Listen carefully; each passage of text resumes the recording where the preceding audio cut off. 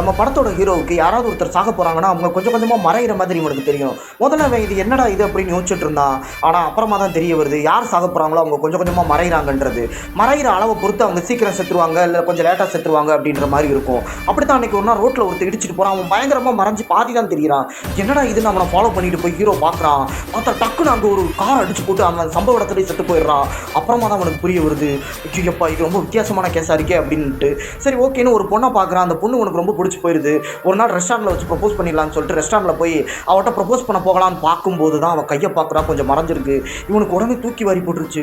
ஐயோப்பா இவன் கொஞ்ச நேரத்தில் சாக போகிறானே படான்னு வெளியே வந்தவன், சி அவன் சாக போகிறான்னு தெரிஞ்சவனு விட்டுட்டு போகிறதா, அவளை எப்படியே காப்பாற்றணும்னு சொல்லிட்டு ஏஹே இன்னைக்கு நைட்டு என் கூட ரெஸ்டாரண்ட் வேறு எங்கேயாவது போகலாம், நம்ம என்ஜாய் பண்ணலாம், இன்னைக்கு பார்ட்டி பண்ணலான்னு சொல்லவும் அவளும் சரின்னு சொல்லிடுறான். சரி ஓகே நான் இன்னைக்கு சாயந்தரம் பார்க்குறேன். அவன் கையும் மறையலை. அப்பாடா அவளை காப்பாற்றிட்டோண்டா அப்படின்னு நினச்சிக்கிட்டே இருக்கும்போது இவனுக்கு கொஞ்சம் கொஞ்சமாக நெஞ்சு வலி வருது.